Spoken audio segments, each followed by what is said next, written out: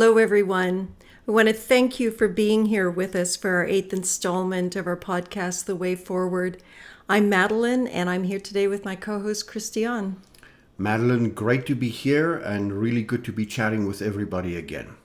So as you know, our podcast is called The Way Forward, but it's probably time to discover a little bit and discuss the way forward towards what? Because certainly any journey needs to have a destination, and Madeline and I will be chatting about the what in the way forward and what the destination might be. You know, Christiane, up until this point, we've been mainly discussing how exquisitely we are designed and just how complex we are as sentient beings. And life is complex. Life is hard to navigate. Yes, it does seem that life is very complex. Probably it doesn't seem that it is. It is indeed extremely complex. But there was something you and I discussed prior to this recording, Madeline, and that is that it looks like the great teachers, and for the purpose of this conversation, I'm just going to mention two, the Buddha and Jesus himself. We're here not to lay down moral codes or lists of rules, but instead what they came to do was to lay out the fabric of reality and how we can comport ourselves in such a way that the nature of reality doesn't become our enemy, but rather that we can clothe ourselves in it.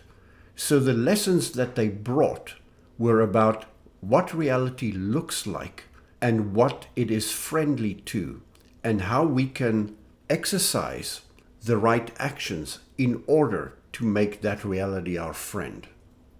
So from here on out, we're going to switch gears and introduce some new key concepts that hopefully can help direct us in our journey of self-discovery. In our first 7 lessons, we focused a great deal on biology of the brain and different processes in the body, including the stress response cycle. We placed actually a great deal of emphasis on that. Mm-hmm. And we were wanting to lay a bit of a groundwork. Yes, or some kind of foundation of some sort. Right, a foundation so that what we talk about from here on out is going to make more sense. Yeah, and as I mentioned earlier on in the conversation, it is not so much of what we are leaving behind, but the way forward and what that journey might look like. It is true that journeys look different for various individuals. Indeed. And the destination, though, seems to be the same thing. And in this case, Madeline and I will be talking about what that destination looks like, whatever road you follow. So without trying to make something really complex or really deep too simple, it looks like we need to start at some given baseline point. And maybe a good baseline point is to introduce the concept of the personal or smaller self versus the greater self, the true self. You might see it as the self in capital letters, right? So the smaller self is the one, it's me and you. It is those characters in our lives and ourselves that experience the trials and tribulations of life on a daily basis. The fears, the hopes, the dreams, the regrets, etc. But in so doing, we lose sight of who the larger self is. And when I'm speaking about the larger self, I'm referring to the fact that you are literally, and I mean this quite technically, the child of the Creator. And I think we lose track of that reality to such extent that we constantly drown, and that we feel alone, and that we feel separate and separated. Yes, separate from each other and separated from ourselves, separated from our higher self. Yes, I mean truly that for regular survival purposes, of course, Madeline, I've got to see you as somebody separate from myself, and that is how we function. We function in a well-coordinated relationship, you and me, you versus me, etc., etc. But somewhere in this inward journey, there is the discovery that you are me and that I am you. And it probably ties in with the whole notion of loving your neighbor in the manner that you love yourself. Yes. There is a lot of depth in that command or that request. Because if I were to love you properly, I need to first learn how to love myself and how to value who I am, but more importantly, what I am. We are infinitely larger and infinitely more mysterious and deep and far-reaching than we might think. So if I could honor what I am and what my heritage is, then I can properly honor you. So I think this is one command that could be a lifelong journey and worthy of it. So those are enough of my musings and ramblings. I want to ask you, in terms of the conversations you and I have had over the last few days, if you had to define the way forward, I'm not saying for everybody, I'm not saying for the entire population, what are your personal thoughts and where do we begin with this topic? Because it's huge. Well, the first thing, in our religion, we were taught not to trust our heart, not to think independently, and not to even trust our own intuitions. So in a way, we were actually, we were alienated from our higher self. So the way forward is actually about turning inward and rediscovering who we really are at a deeper level and at a spiritual level. And when I say spiritual, understand that I'm not speaking about faith or religion in any way, shape, or form. I'm talking about your spirit, the core, the very core of who you are. You know, I really like that idea because in essence, and you and I have discussed this frequently, we are not bodies that possess a spirit. We are embodied spirits. So you're spirit first and not body first. So the experiences that we have here might sometimes limit our perceived capabilities, our perceived agency over life, etc. But you are fundamentally much, much larger than you normally think you are. Right. Despite the difficulties that life throws at you. You know, life washes over us and we sort of drown a little bit and then get back up and have a look at what on earth happened with me. But all the while, the spirit that you actually are was far above those tiny circumstances that we experienced in the moment.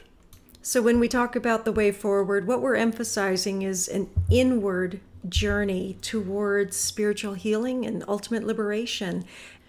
And so we want to overcome the spiritual damage that's been inflicted upon us by through abusive religious experiences, but we want to go beyond that. And we can do so by tapping into some of the teachings by the great teachers that preceded us. Absolutely.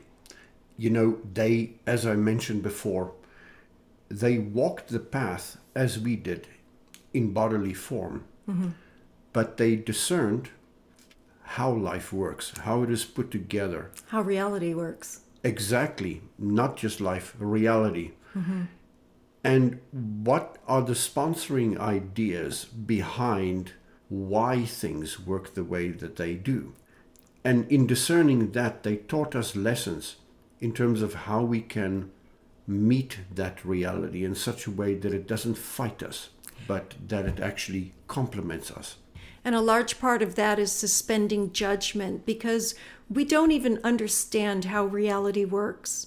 We don't even understand what our own drivers are, why we behave the way we do and think and feel sometimes the way we do. And so if we're flailing blindly in the dark, then what we're dealing with is the illusion of free will. So are you saying that sometimes we react, but we don't even know what it is that we're reacting to? Is that what you're trying to get across there? Yes, for one thing, what we're reacting to may be something that is It's part of a program that's running beyond our consciousness. And so our reaction to a present situation might be poorly informed based on the past. The other thing is that we don't understand why we react the way we do because our self-knowledge is so limited. So it also means that you can perpetuate a similar reaction over time, over and over again.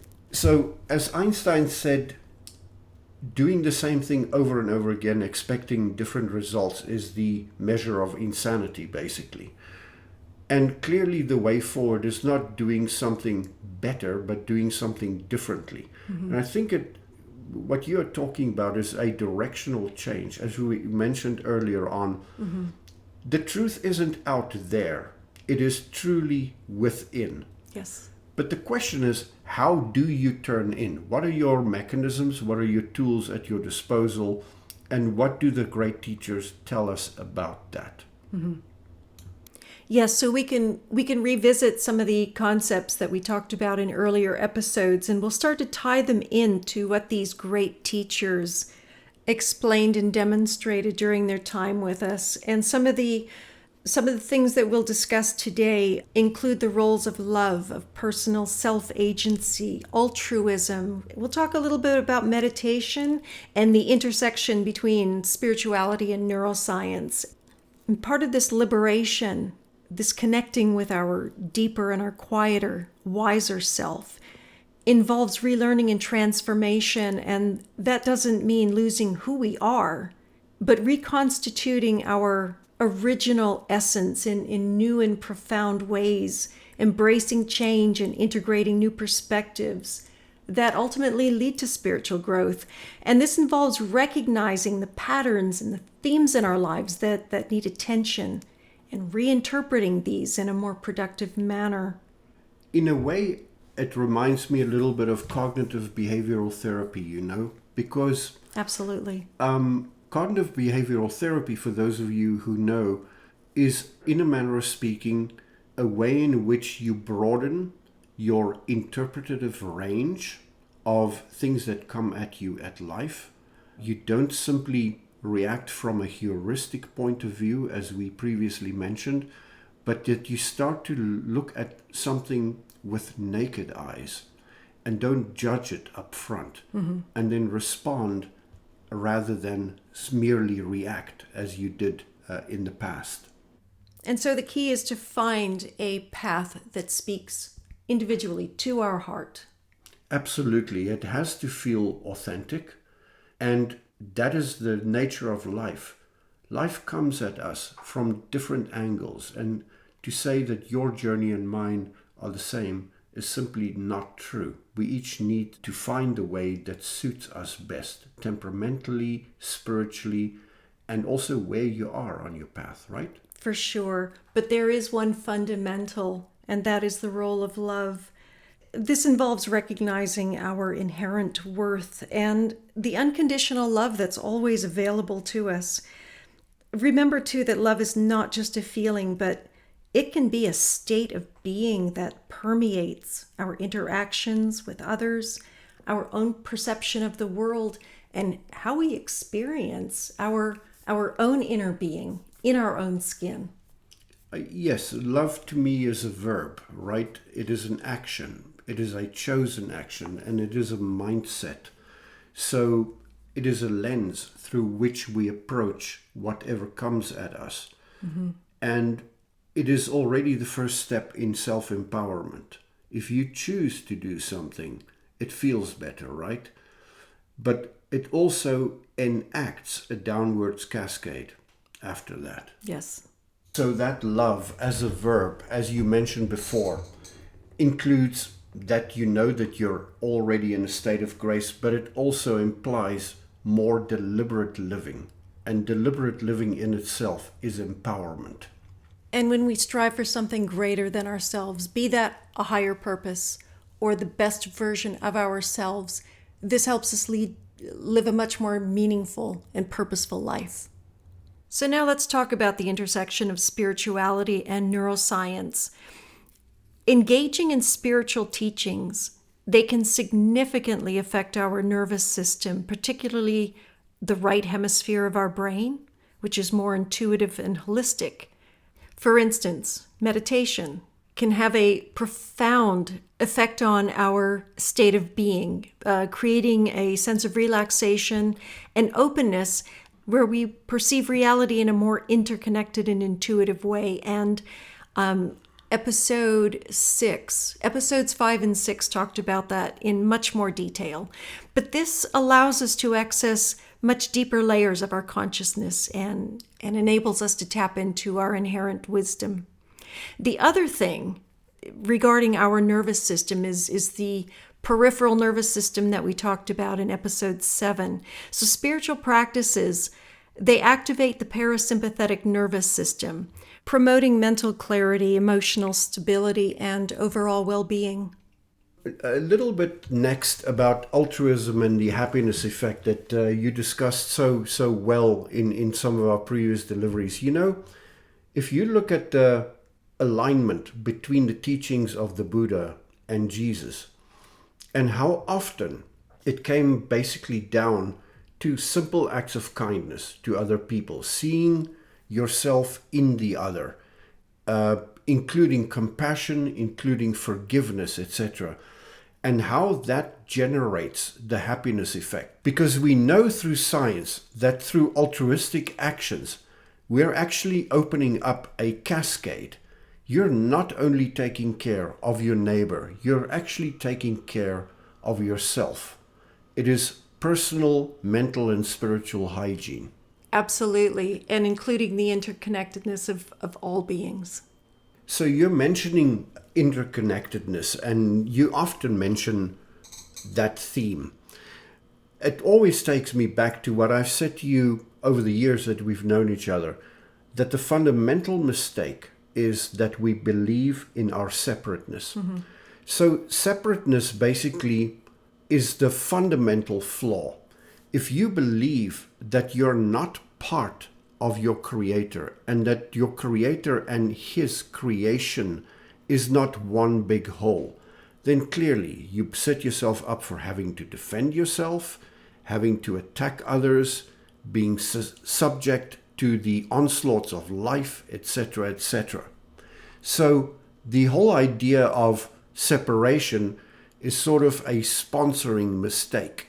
But we understand why this is happening because of the way our brain processes information. Remember that the left brain processes sensory input by breaking this information down into its smallest constituents and finding patterns and meaning. While the right brain, it processes information by understanding how it fits into the whole. And this dual processing can lead to a focus on differences rather than similarities. And that in itself perpetuates this sense of being separate from each other, from ourselves. You know, make no mistake, Madeline, we are exquisitely designed to deal with this incredibly dense 3D dimension in which we live, this earthly life. And if your brain couldn't analyze and then break issues down into its small contributory parts, you wouldn't be alive today. You wouldn't survive. Absolutely. You need to be analytical. You need to be a radar screen for all the evils and the onslaughts that life can bring you. And threats, yes. And it is really in your interest not to suspect that it is a little furry bunny behind the bush, but in fact that it is a tiger, right? So you need to be really well designed for survival. Mm-hmm.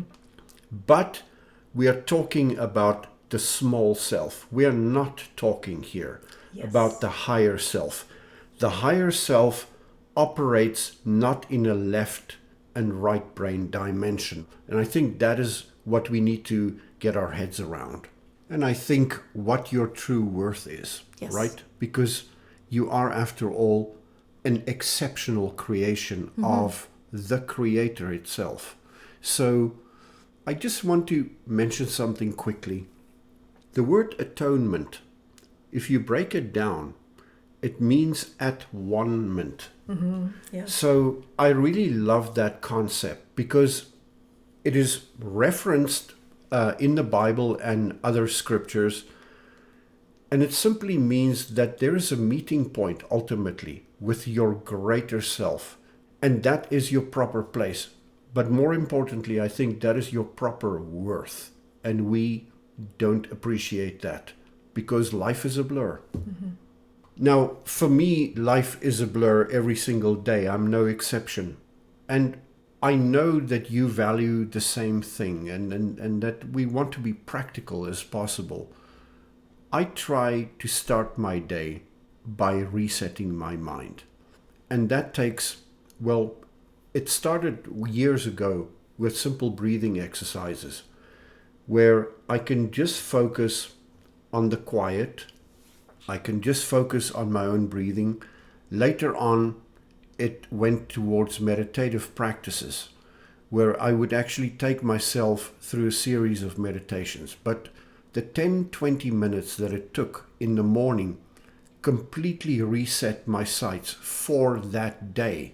And it's almost like you give yourself a clean slate. It doesn't mean that the day won't be problematic. There will always be issues. But your angle of attack to that day changes if you turn this into a habit. Mm-hmm. And that inner peace that you're describing, this is a result of meditation, calming the mind, calming the nervous system, and thus creating a conducive environment for spiritual growth. And that allows us to connect to our deeper selves, or what we're calling our higher self, including our inner wisdom and inner insight. Absolutely. These principles are simple and they're accessible to anybody who has a breath, because it starts with breathing in and out in a certain fashion that not only calms the mind, but calms the mind through calming the body and calming the sympathetic nervous system, etc. And that concept is the key concept. Your body can be used as a tool towards higher self-awareness as well as calm and inner peace. Christian, I think we've covered everything. I think so, yeah. It's a whole batch of concepts and so on. So maybe if you could just summarize briefly, and then we'll put this to rest. Thank you. Certainly.